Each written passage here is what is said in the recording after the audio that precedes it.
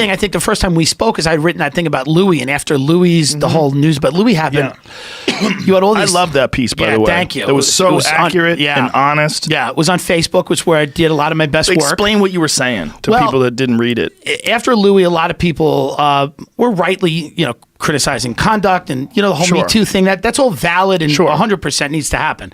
But then there were people that were like, Louis was never funny. Yeah. Or Louis was just, of course he got all these things. He was a white guy. And I'm like, wait, what? And they were like, well, he said this word I don't like. Well, look at this joke. And I'm like, guys, a week ago, he was a comic genius. We all agreed on that. That was a widely held belief. Now, out of nowhere, he's not that funny. And these people are tweeting this from parking lots where they're performing. Some of these shows in LA are in like someone's driveway. Yeah. And which is fine. I do them. I have no problem with that. Yeah. But they're getting on Twitter and knocking Louis from the back of a parking lot where they're doing a show. But the reason you gave for why they're doing it. Because there's in any industry, people are going to get ahead by being agreeable, by having the right opinions, by crowdsourcing their opinions, by taking the temperature of the room and going, how does everyone feel? And those people are, they're careerists. They're very good at office politics. They're very good at having the right friends. But their contributions are never really important or long-lasting because they never get great because they don't take any risk. Because I think greatness is something you have to risk constantly to get to that level. Yeah. So a lot of these people do very well. They make money. They're successful, but they are careerists and they're looking for comfort. And so when it was comfortable and safe to attack Louis and to bring Louis down and to elevate themselves, they did it.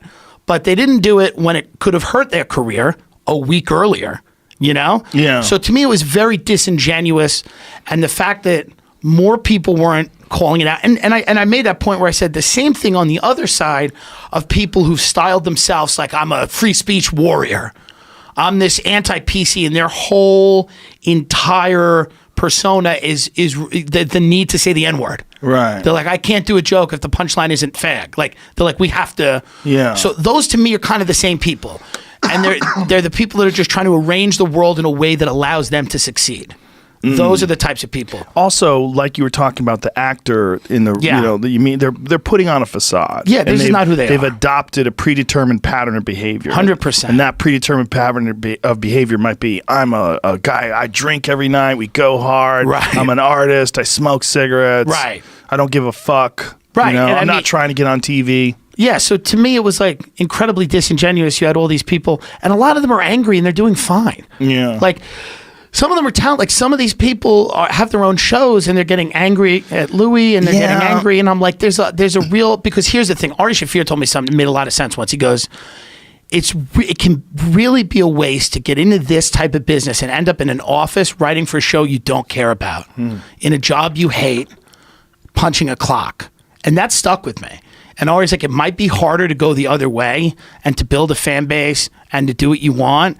But it's gonna be better in the end, and you're not gonna be angry. You're not gonna be resentful. And I think a lot of the people that were again shitting on his comedy, not so much his behavior, but his comedy, are people that would want more in this than they have, and they're resentful at guys like Louis because it's not fair how talented he is. Well, it's not just how talented he is. It's his work ethic. There's a lot of factors. Yeah. The risks that he does take.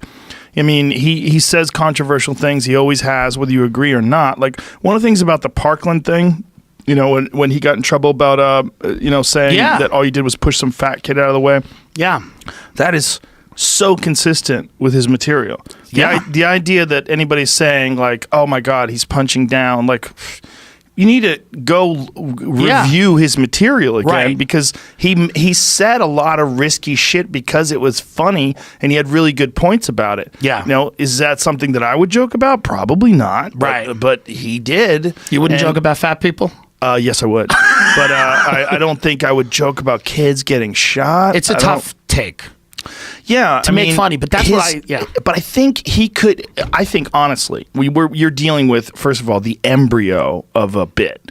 Yeah. I mean, he's really only been doing stand up again for a couple of months, and back then it was even less. And I think ultimately his idea, that bit is that kids today, like, they want to be a they and a them, and they have 78 different genders, and why are you interesting? You're interesting because you didn't get shot? Like, that is his take on it. And he probably, with overall reaction and anticipation of reaction, probably would have eliminated that part of the bit. Sure. And you know what I'm saying? Like, you know how it works when absolutely. you construct. I think part of it is too, I was attracted to comedy because of guys like Bill Hicks or Patrice O'Neal, people that could, like, the things that those guys said, you could only say on a stage if you were really funny. Right. That's what I love about comedy. Me too. That doesn't mean that everyone has to love that. There's people that love it for a million different reasons. Sure.